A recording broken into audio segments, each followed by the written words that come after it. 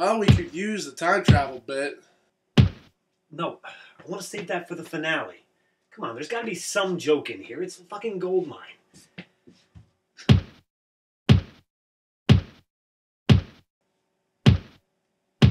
Wait. We can do the stripper thing. What stripper bit? I'm glad you asked. No, David.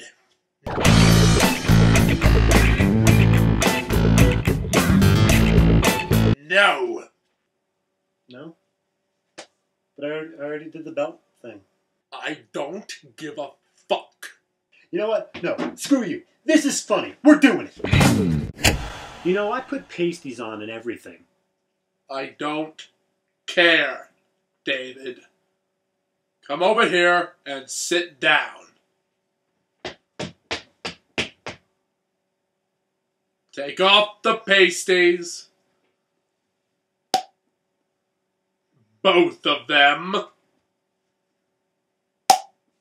You good? Yeah, I'm good. Oh! Oh my god! Oh! Oh, I think you ruptured something. Good. Do I have to take another kidney? No. Oh my god, the shirt's coming down. Fine. Oh.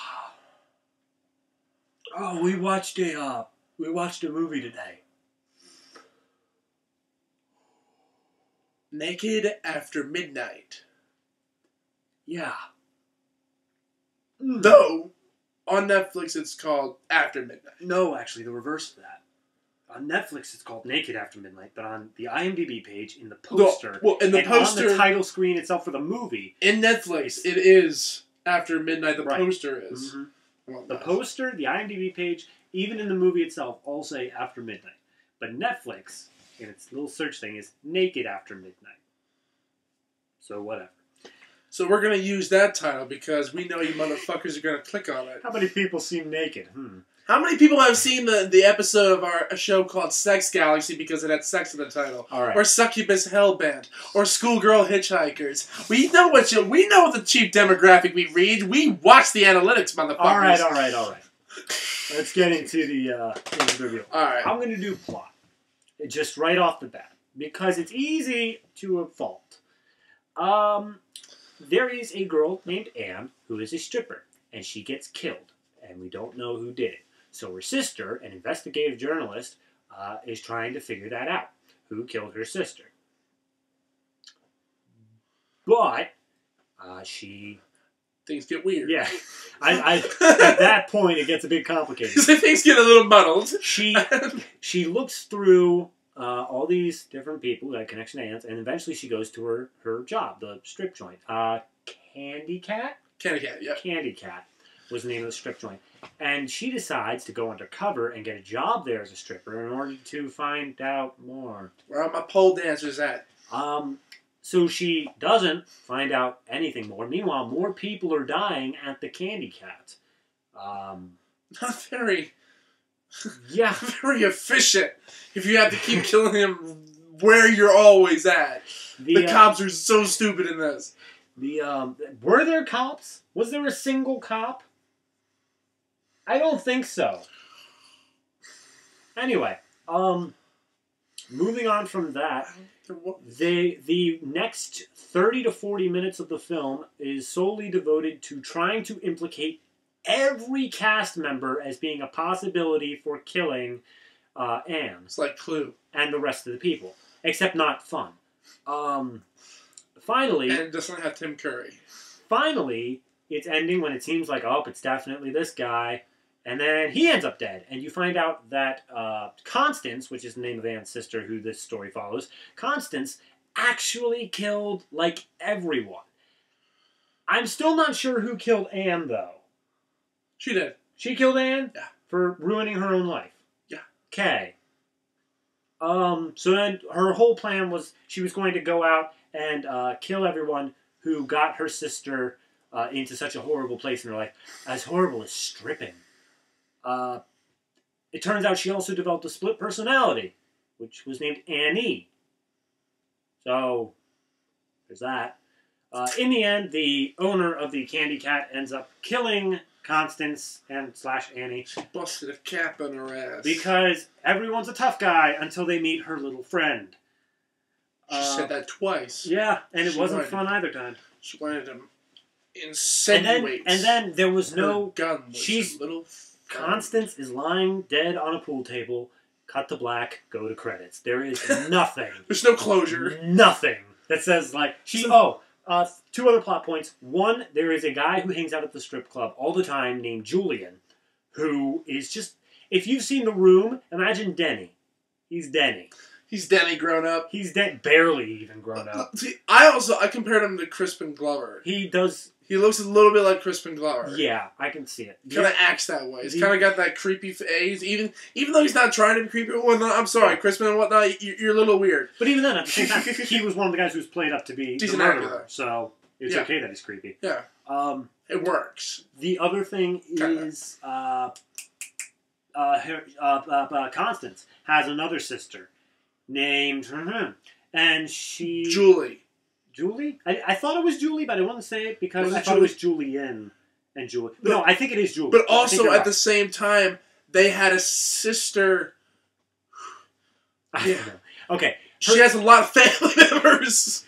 Julie is Constance's sister and Annie's sister who got into a car accident or something. It's very briefly explained. And she's now essentially unresponsive. She's catatonic, unable to react to the outside world. And for some reason... Constance ends up almost killing her until she sheds a single tear, and then she's conscious. There's also something about legit. There's also something about a producer sleeping with people and a psychiatrist maybe seeing someone. They're not important. The point is, Jesus. The point is the rest of this review. This movie is a mess. I don't even. And all right, I made this comparison, and it's not as bad, but it's what drew me. Was that this movie looks like a more polished, slightly more coherent version of the Sandy Hook Lingerie Party Massacre. No. Not as bad. Yeah. Not as bad. Not nearly as bad. But still at the same time, it's the same vibe. Maybe it's because these movies both involved strippers as the main characters. Being killed off one by one. By a serial killer. Who ends up being someone... completely out of nowhere. Yeah. So, it's really similar. So, there's a lot of similarities in plot. But the thing is, as I think one of the differences is, though, all the strippers in Sandy Hook were real, trying to be actors, where all of these were trying to be actors playing strippers. It does not work. Now, okay, so you want to talk about the acting? All right, before I talk about the acting and whatnot, there was smut in this. Oh, yeah. Since most of you are probably tuning away by now. Solid R-rated smut. Yeah, a lot of boobs. Nothing else. Well, butts, if that's technically what you could consider smut. But boobs. Very one-sided. All right.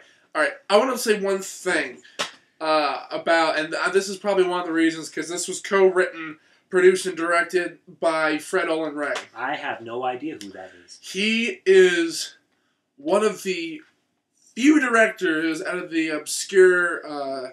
kind of exploitation filmmaking of the 70s and 80s and whatnot has lasted until the modern era. He's actually in a lot of documentaries. I think you'll find him in American Grindhouse. The Cinema Snob has done a bunch of movies that has been done by Fred Olen Ray. He's a decent guy. Like he's really nice in interviews and whatnot, but he makes shit for the most part. I have not seen a solitary good film from this guy. And it didn't start today. No, it didn't start today. There were a couple times where he had the possibilities to go with something, but let's talk about the acting first. Okay, so the acting, I guess you really have to start it at Constance. She had a couple moments. She did. She really did. Here's the thing. I feel, and we'll get into it later, but I don't feel like it's her fault that she just was so fucking boring. Until she went like nuts psychotic even when she went out of nuts nowhere. When she went nuts psychotic, it was still almost boring. Because think about what she did while she was psychotic. We never once saw her actually kill anyone. She threatened to kill people. Oh, she killed Sam, the doctor. Did we see that? Yeah. Oh yeah, we did. Okay. I think that was the only one we did. Yeah, see. that was the only one. And he wasn't even that big of a character. He's like, we made the comparison. He was, what was it? Jeff Goldblum mixed together with John Stamos. Yeah. That's about it. Anyway. Not as good looking or as charismatic. But no, when it comes down to her, she I want to blame the writing, but we'll get to the writing later. For her personally, she wasn't bad. She wasn't bad at all. But she definitely wasn't given anything to She do. wasn't given much to work with. I sense that there were times there where I don't know the actress's name. Oh, fuck if I know. Fuck if I know. Fuck if I continue. But she was definitely putting in effort. Mm. And I respect you for that and whatnot, especially if you don't have much to work with. And believe me, you know, I was like, there's plenty of times where I haven't given much for actors to work with. All right, her name is Catherine Annette, and she hasn't really been in much. Major. No, she's been around, but nothing. Super Shark. Super Shark. Good old Super Shark. Yes.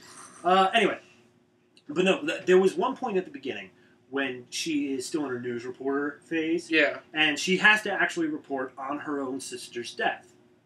She finds out about it the moment it happens. That is, you can cause so much in those moments. You can do so much. And I feel like the writers in that moment, they were just like, look, just play it however you feel. Just do this right.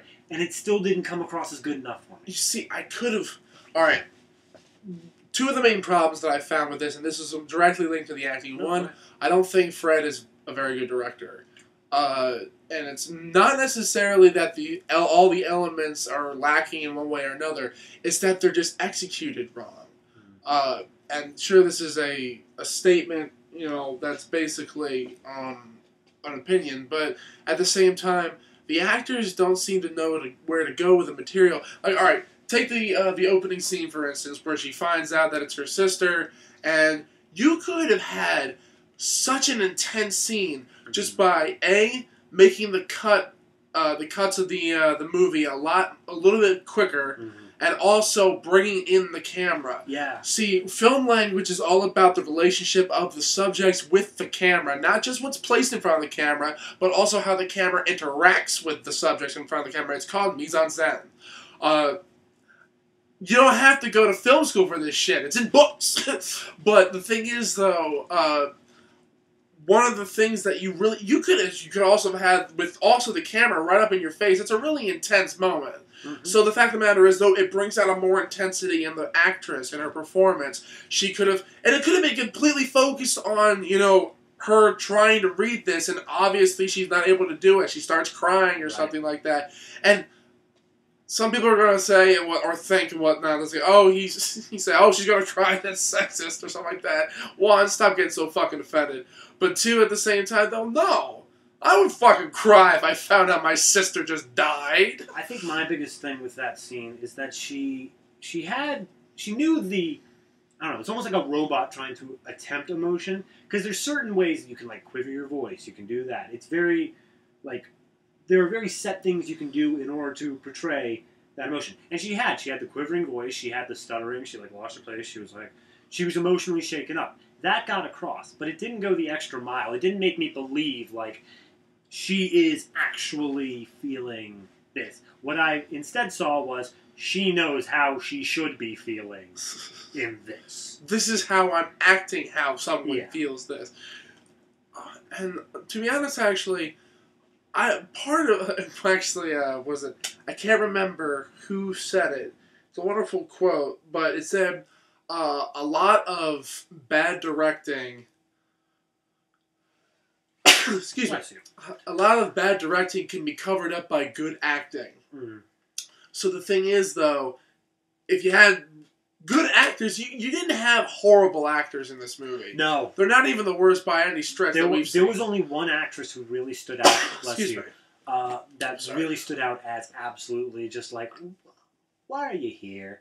And that's just this one stripper girl who's like playing the dumb blonde character. I can't be asked to remember her name. But she's just that very much kind of like, was that really the best take you had? Was that really? And also, is that the one thing is though, like a lot, like I'm just going back over all these scenes, especially let's cut to the ending? No, not yet and whatnot. Okay. Like let's just cut to really any scene. All the camera angles and whatnot are all shot from basically the same perspective. A lot of over-the-shoulder reverse shots for pretty much all the scene. You don't have a real sense of depth, any sense of scenery. There's no sense of mood because it's shot like a soap opera. Yeah, everything is very well lit, and all the scary bits with the dead sister. I want to get to that in a minute. Okay. But yeah, when it comes to the lighting, everything. This is a strip joint. All right, this is not known for its good lighting. Make it a bit darker. Make it a bit. Sure, most of it was by neon lights, but still, the fact that we didn't even have. Okay. You should have brought your own lights. Actually, you probably did. Yeah, I feel like most of those lights were probably his, and it was just filters to make it look neon. Yeah. But the what was it? Beneath the Darkness. That was a dark movie. Exactly. But that's one where it didn't even need to be that dark. This is like this one. It should have been closer to that dark. This movie should have been a bit more grainy. Yeah, exactly. You made the point that if it had like 80s VHS grain or film grain. If it was like so many elements of this movie screams like 80s schlock horror, which is basically not horror. It's just an attempt at it. But it's fun. You go along for the ride. Right. Should have been 80s dance music and shit like that. Everyone had the crazy hair. You have to throw a Buttermore Hun into it. But the movie, if it was shot it was shot like Maniac or something like that. Like it's just it had that old 80s film grain to it or VHS grain or whatnot. I don't know. VHS would probably make this thing worse. It would make it Sandy Hook. Because of the better production values is what's keeping it from becoming that. Yeah. No, it's iffy. Okay. Shaft. One thing I wanted to bring up with the 70s, with the ending scenes, though, once they started implicating everyone as being the killer, which I kind of enjoyed. I enjoyed it, but at the same time, their acting went from like 0 to 100. Yeah, everyone was like, they weren't just acting suspicious. Everyone was acting like extremely suspicious. Like, I did it, and I want the whole world to know. Like her producer. Before this point, he was basically kind of like the mentor character. He was like, "Are you all right? You know what me to do and whatnot." And then she ends up coming on to him in the script anyway. It's like ends up coming on to him. They fuck and and then they're a couple. They have this couple thing going on and whatnot, but they try to make sure that they're okay with each other. Mm-hmm. And then all of a sudden he turns into this like insane manipulative fuck. And she's screaming because she sees her sister in the middle of the night, which we'll get to. And then he comes into her room and he's like, "Okay, she's still fine." And he goes into her purse and he sees like who she's been calling, and then she pulls out a number that she picked up at the bar that belonged to Julian. And he gave it to her. He went to Julian's house and he straight up, "I will eat your face." I thought that was fun. I eat your face. What? What? One more time? You will, and he wasn't even the killer. What kind of person? He was the most obvious choice. I know. Only because he started acting like a psycho in the second act. Nobody else went to the lengths he did. No, and not that fast. Everyone not else, that fast. Except for Tina. Misty. No, Misty. Misty was the black girl. I know. Misty, She was introduced as that much of a bitch. Yeah. So was Tina. No, Tina... Tina was the boss bitch. Yes, but Tina was too much of an obvious choice to be the killer. Well, that's the thing. I gave the writers that much credit that they wouldn't go with the obvious choice. Or maybe this should have been like Clue. Like, everyone killed, an equal person. I'd be okay with that. That would have been interesting. The third ending to Clue, mind you. Yeah, which was a good one.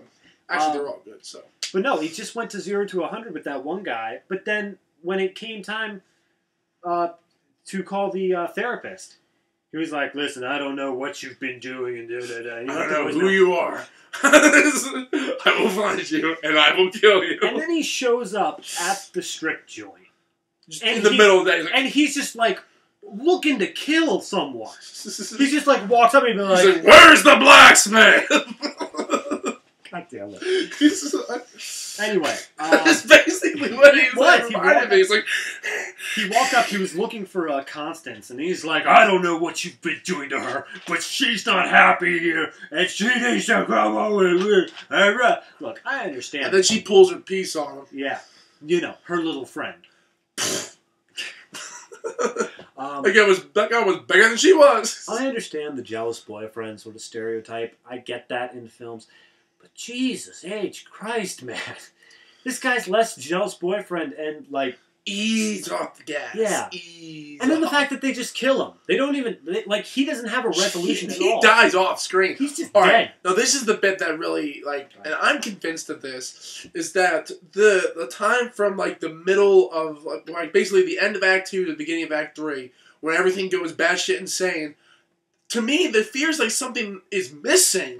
There's part of the movie that isn't there. Oh, yeah. So, I don't know, maybe something got lost in translation, maybe something got cut out in post-production, maybe they didn't have enough time to shoot it. I don't know. But one way or another, there was no bridge from point A to point B. You took one step over, and then you're across the border. It was such an abrupt change. Both of us, the moment it started happening, was like, what? Wait, what? What the fuck? Wait, what the fuck? What? I'm trying to remember exactly what the changing point was.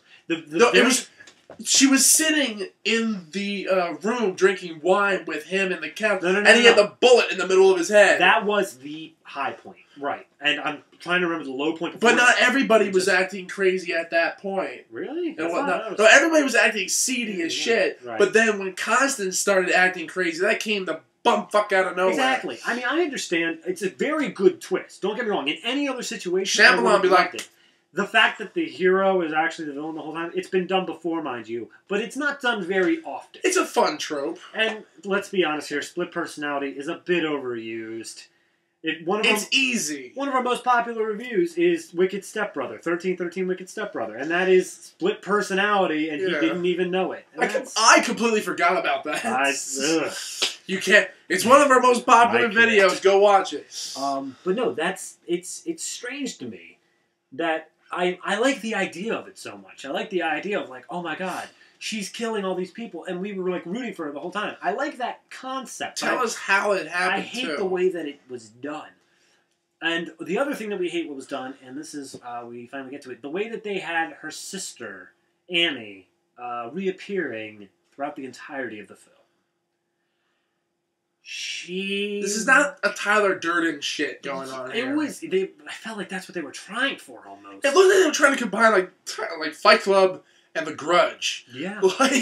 And the thing is though, you never took advantage of the fact you had a ghost. Every single time that they had this, whether it's just a figment of her imagination or an actual ghost, whatever, doesn't matter. Every time that they had her pop up, it was from from a cut. They never had her pan over and she's there. They never had her just suddenly appear. Actually, once. What? And that was when she was lying in the bed. Yes. That was the only time. We actually commented on that. When it happened, we're they finally did it. But then they wasted it even more because not once throughout the entire thing does she speak. I was expecting her to say, either, she starts warning her about something, or she starts, saying shit like the Deadites from Evil Dead, starts taunting her. She did actually speak once. There was one time, they were both at the bar, remember? And I said, you have some unresolved issues with your sister. Because she's, crawling up to her in her stripper gear, and she says the words, help me. She says those two words throughout the entirety of it. You wasted it! If she were to, keep on repeating those words, and that just became the madness mantra of Constance, I'd be okay with that. If she's like, help me, why aren't you helping me? Help me, help me, help me. And like, alright, if this was supposed to be, regardless if it was a thriller or a horror movie or whatever the fuck it was, you wasted so much that you could have had with this. Like, alright, with just the character, like, just appearing on... Alright, well, have you seen Martyrs? Like, that's a really good example of how to do these types of jump scares. And it's not just jump scares, like, the fact of the matter is, though, as soon as the jump scare happens, there's some legitimate struggle that goes on. So it's not just jump scare, oh, blink, go, it goes away, heart and whatnot. call. No, something legitimately happens, even though, and this is a spoiler for people who haven't seen it, even though it's all in her mind and whatnot. She's damaging herself. Woo. But at the same time, yeah, there's a good way of doing this type of formula type thing. I don't have a problem. I don't have a problem with reoccurring storylines and reoccurring tropes. I really don't. Yeah. Because I don't believe originality is this unicorn that dances across and whatnot. It's all the ideas and things that we're presented in life that we already have, and we try to mishmash it in ways that's new to us personally. It might be something else and whatnot. That's like when people were complaining that Inception ripped off Paprika. I'm like, okay, they have similar ideas. They're two very different movies. Just shut up and enjoy them.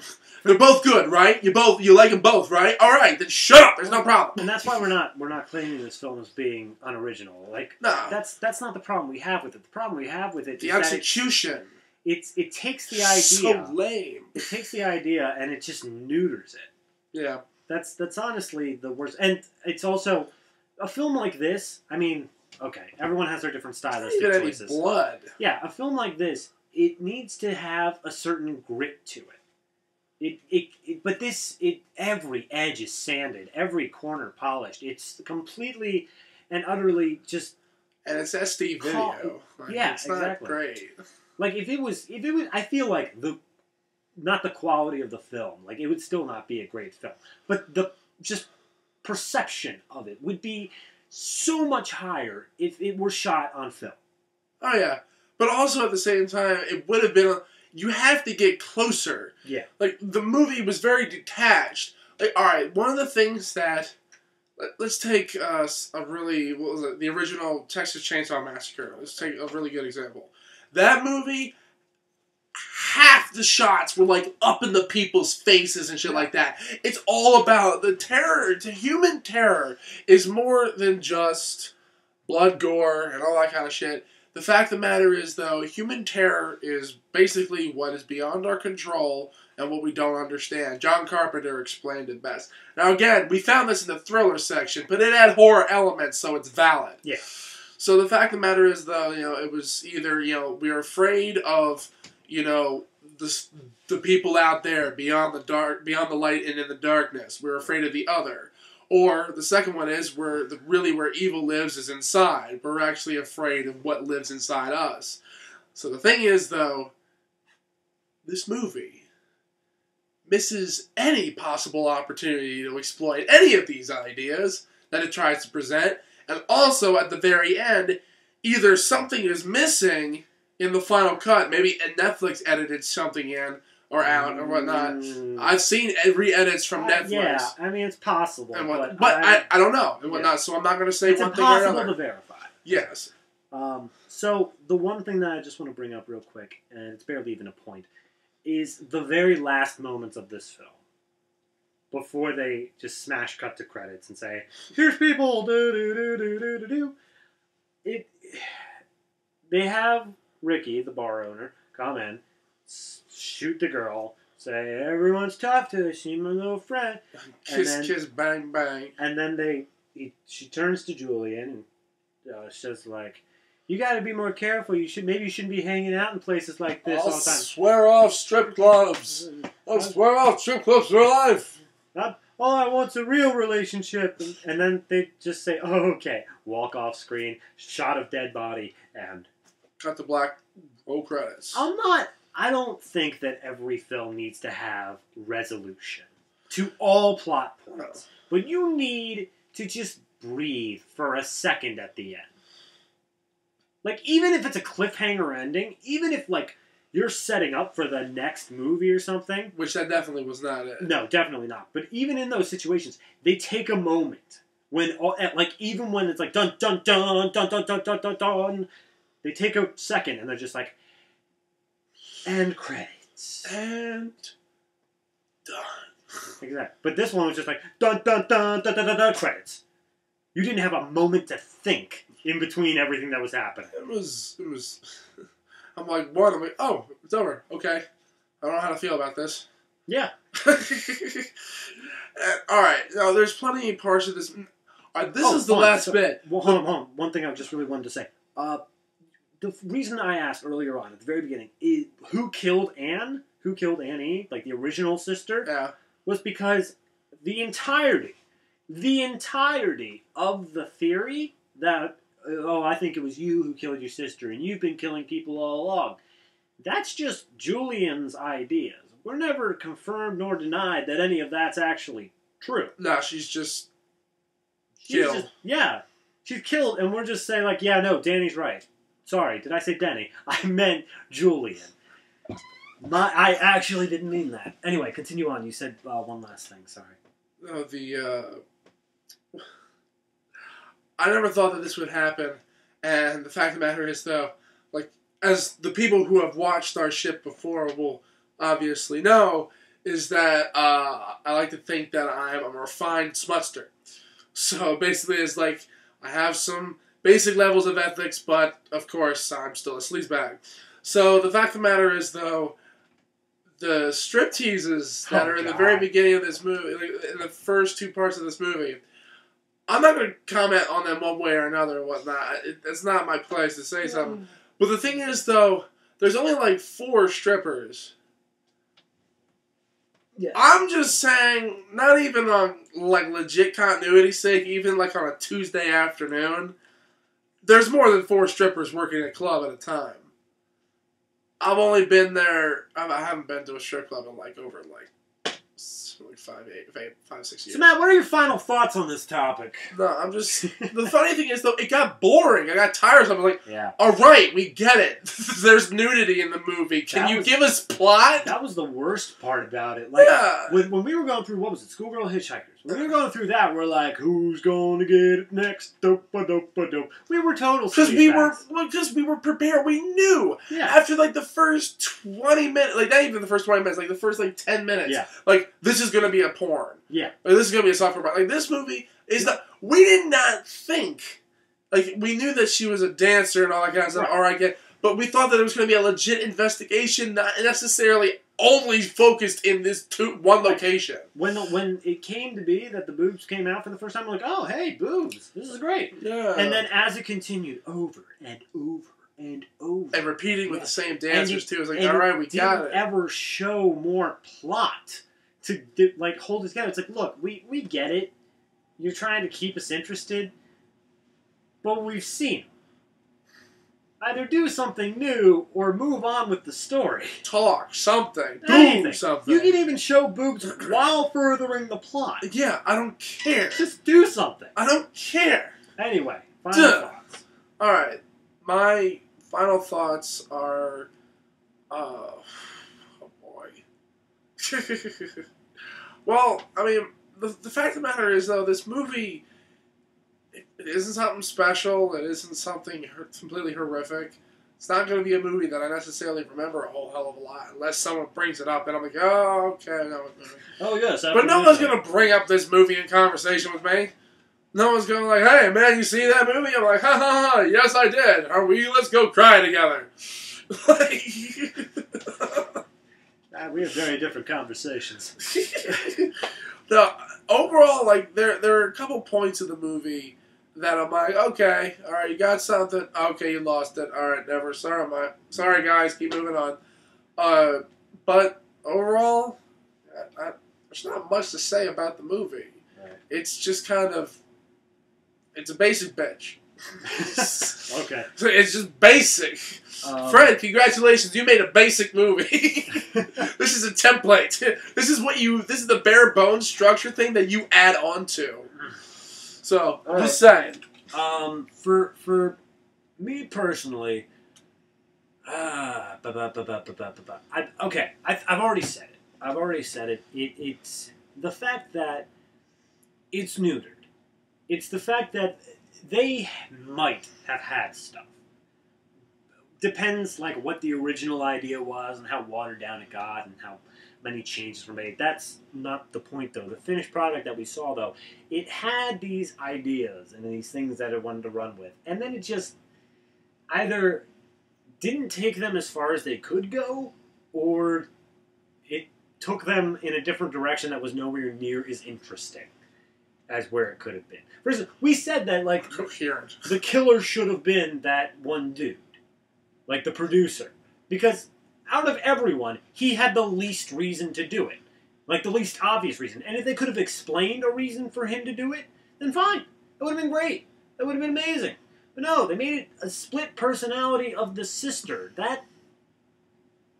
This reminds me of Giallo films. Yes, from the 70s. exactly. It's like, it makes no sense. I just wish that it had a bit more teeth to it, a bit more grit to it, so that it could... It just held my interest. I mean, the fact that you're flashing up boobs and I'm still losing interest, dear God. Something is wrong. You have to try hard for that. You have to try harder. Exactly. So, overall... You are a D student. Overall, I just wish that it had tried a little bit harder with what it did. Nobody really is at fault. It was a collective effort of failure. It's the headwater of failure. Exactly, and that's my final thoughts on Naked After Midnight. Naked After Midnight. Naked After Midnight. Yes, yes indeed, and whatnot. Go check the movie out. You'll be disappointed like us. Oh yes, and it is glorious. It is glorious and whatnot. There was a couple of like 4-star reviews in there. Mm-hmm. Okay, all right. So David, Whoa, what did you call me? Called you David. Oh, I'm sorry. I thought I already fucking told you this. You do not call me by that name. That man is dead. You hear me? And he is not coming back. Okay. Then.